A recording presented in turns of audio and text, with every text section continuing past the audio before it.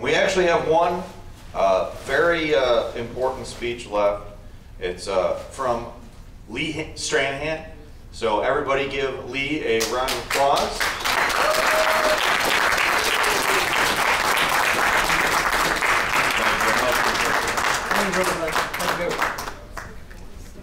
Good evening, everyone. How are you doing? Great. My name's Lee, and first off, I don't speak normally. I've had strokes. Forgive me. I've had about half a dozen strokes, and this is the first time I'm speaking publicly since my strokes. So, do me a favor. Don't be nice to me. Wait. Let me explain. A lot of times I talk to people outside. Look, my speech is very bad. I've had strokes, and people are nice. So they'll say, no, you sound fine. I do not sound fine. I can hear myself, okay? And if I say anything and I'm completely incoherent, this is where the not nice part comes in. Yell at me. Say, stop. You're babbling. We can't understand you. And I'll try it again, okay? Okay. So this helps when I speak. I want to echo what Amber was saying about activism. The reason I'm here is because I think showing up at places is really important. In the age of social media, showing up live, one-on-one, when I can give you cookies, for instance. You had the cookies from a local business, Ken's Artisan Bakery. I did not make them, but I brought them. But being able to give people cookies and stuff, I think is important. So I come here today. Let me tell you, if you're not familiar with me, I've been in politics about 15 years, and it's an accident. In the last writer's strike, remember the writer's strike? About 15 years ago, there's something new called YouTube, which is just out. And so I did comedy on YouTube. And I found a way to internet stardom quickly. I ended up on CNN and MSNBC twice within a week. How did I do that? I made fun of Republicans. And I'm serious. That's a way to get mainstream press coverage. If I made fun of Democrats, nothing. I've made fun of them since then, and trust me, nothing. But making fun of Republicans goes over very well. And so from that, I ended up writing for Huffington Post. From that, I ended up writing for Breitbart and becoming Andrew Breitbart's best friend, basically. And then subsequently, for the past 7 years, I've worked for Radio Sputnik. I've worked for Russia. And that's the best job I've had in journalism. I'll be honest with you. And anyone who's worked for RT or Sputnik knows it's a great job. Because they didn't tell me what to say, but they didn't yell at me if I said, Putin seemed okay, you know. And in researching Russiagate, I was finding a lot of stuff that I could not have said on the left or right, Democrats or Republicans in this country. And that was, of course, the truth. You know, so I was able to get to the truth. And we had great guests like Caleb and Scott Ritter, and of course, Colin and I used to host a show on Radio Sputnik. He still hosts a show. I produce a show. But Sputnik has been a blessing for me personally. And so it's nice to see all the people who are familiar with the work that Sputnik's doing, because there are really no ideological bias. I think it has the widest variety of views of any network. And one thing, everyone, whether I disagree with them on politics or not, they were all, I noticed, pro-Assange and anti-war. I mean, I'm not disagreeing with what Scott was saying about being kind of aggressively anti-war, but you know what I mean, anti-war, anti-imperialism. Let's put it that way. So I want to talk to you about something. Here's a little hint. If you want to predict the future, if you want to be accurate, make easy predictions, okay? It's worked for me. Now, here's an easy prediction. Donald Trump is in some legal trouble. How am I doing? Okay. So I'll tell you, this is not a way to get socialists to like Donald Trump. Not that at all. Don't worry, I'm not going to get you like Trump. But it's a way you can get Trump fans to like socialism. And one particular socialist, Eugene B. Debs. Yeah. Now, how many people are I've met a lot of people here. If this is a Trump crowd, a MAGA crowd, no one knows him. But everyone should, and here's why.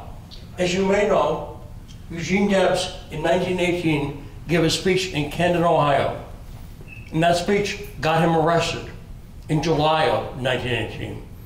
And he was put in prison. And he ran for president from prison. I'm going to say that again. Eugene Debs ran for president from prison. And what's coming up for Trump? I think a subsequent, an echo of that, right? I think Trump is going to be convicted. Again, like easy predictions, but I think he's going to be predicted. I'm not going to say he's going to be in jail, but they're going to say he's convicted. And there's historical precedent for someone from jail, Debs, running from prison. Yeah. So here's what I'm saying. When Trump gets convicted, subsequent legal trouble, find your friends who are wearing the red hats, the MAGA people, and say, do you know about Eugene Debs? And they'll say no. And you'll say, okay. Well, he was you can say socialist, by the way, because Debs, in 1918, for one thing, a lot of libertarians, when they look at socialism, they'd like to talk about Stalin and Mao, okay? They'd love to talk about Stalin and Mao, like you've never heard of them. And Debs, you can't pin Stalin or Mao on because he created them. Also, if you look into Debs, what issues were Debs' issues? It's historically, correct me if I'm wrong, or tell me if I'm wrong. So Debs' issues were slavery, he was anti-slavery, women's rights, and child labor. Those were the main three issues, aside from the railroad labor organizing he did. But let's take those three. I know no libertarians that are pro-slavery, anti-women's rights, and pro-child labor. Now, maybe in theory, get them high at a party, okay? Maybe in theory, they're in favor of that. They'll talk about letting a 6-year-old, work 9 to 5. But in the normal course of events, they're not pro-slavery. Yeah. And so everything that Debs was in favor of, they are likely in favor of. And especially historically, you go, how would you have felt about slavery? If they're any worth anything, they'll say, oppose, okay? So at that point, you started them down the road to socialism. Sorry. But am I right? Yeah. I mean, you're getting agreement with people, and it's genuine agreement. Because, again, this is not, there's not sacred libertarian meetings where we get together and say, okay, let's end women's rights. It doesn't come up.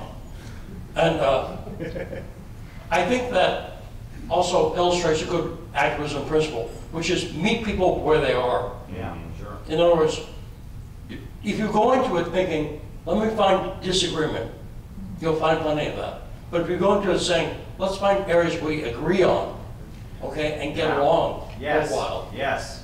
That's a way to do activism. And that's why, by the way, I gotta say, Kevin, thanks so much for this event.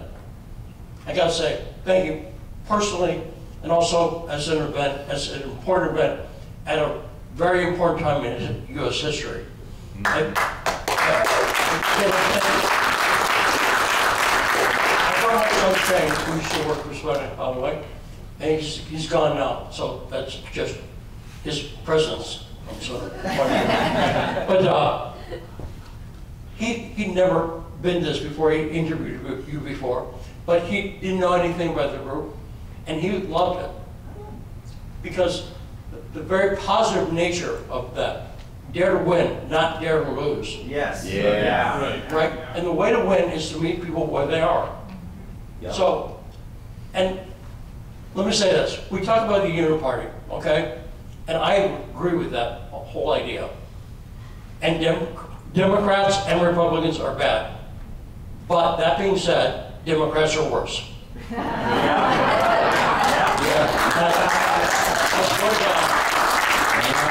That is my experience.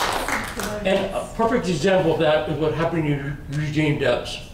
Who was he jailed by? Wilson. Wilson. Woodrow Wilson, the father of modern liberalism. Yep. Modern liberal imperialism. Okay? Yep. And who's he pardoned by? Warren Harding, Republican. By the way, most middle road Republican. That's because I believe that at root, Republicans, it kind of has to do with being more centered, as you know, people. But I think Republicans are naturally less inclined towards fascism, the kind of fascism they saw from Wilson. Yeah. Wilson, I think, is the worst president, and Biden's coming close. Yeah. But Wilson, tell your libertarian friends, Wilson, in income tax, that, you may disagree, but the Fed, Yep. and I find a lot of agreement about the Fed being bad, but that's all Wilson. The KKK also. Yes, and also, Wilson, that's a great point. Wilson was absolutely a racist. When I say racist, I mean when he led Princeton, no black students at Princeton. That's racist. Yeah. He resegregated the federal government after the Civil War. Yeah. Right, yes, yeah. And I like to point out how awful Wilson is. And by the way, a modern hero, you'll see one of the big think tanks promoting Ukraine is the Wilson Center. Yeah. And it's no accident. I mean it. It's no accident. Yeah. Right? Like, if you had the Hitler Center, you can imagine what they would promote. So the Wilson Center is disgusting. And Yeah. it also points out, I think, the alliance possible between Republicans and socialists. Because in Debs' case, it took a Republican to commute a sentence. I was going to say pardon, but that's not what happened. What happened with Debs was he was convicted, and the Supreme Court upheld his conviction. It's a disgusting chapter in U.S. history. Yeah. But that court upheld his conviction. And in 1921, Harding commuted a sentence. And by the way, it still ended up killing him in a sense. Debs died in 25, 4 years later. So to me, and by the way, it brings up Eugene, brings up Julian Assange.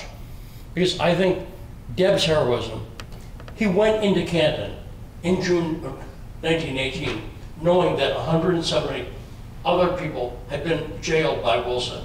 He went into that speech knowing who's going to be arrested.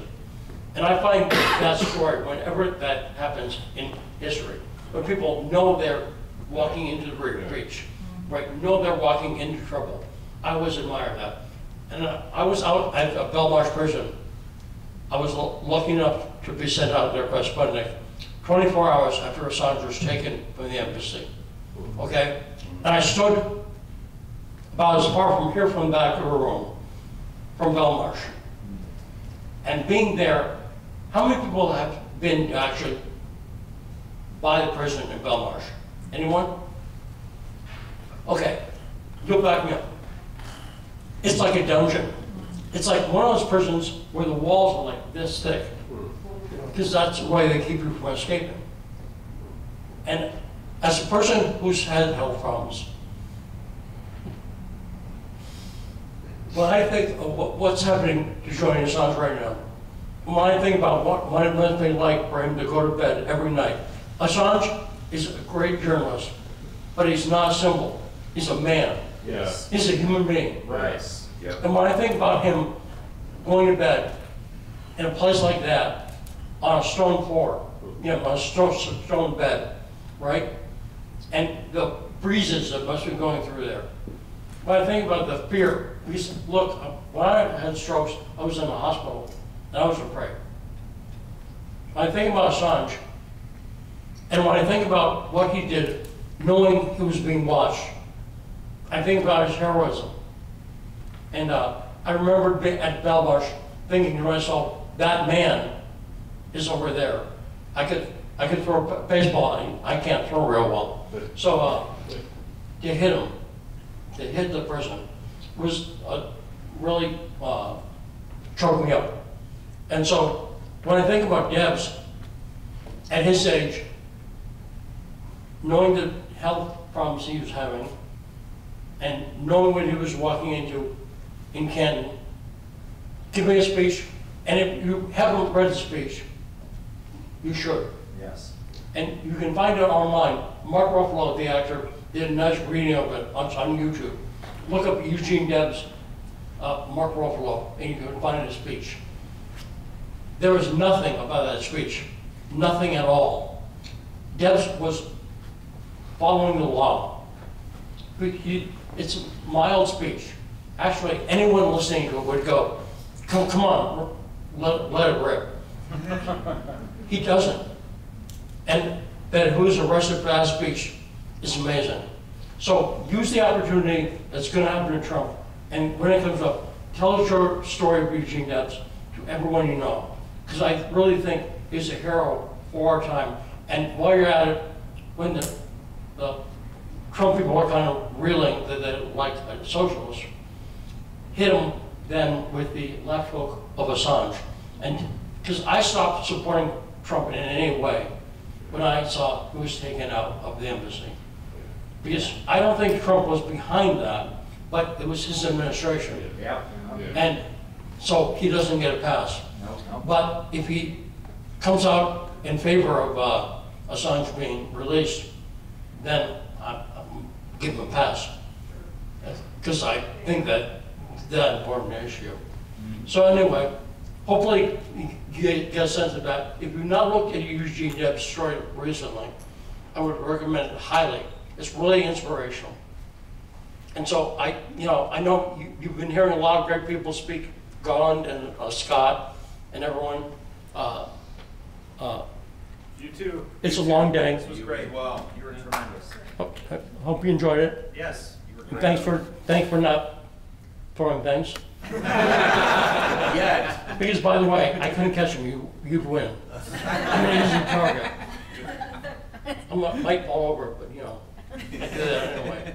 So thanks very much, everyone. Yeah.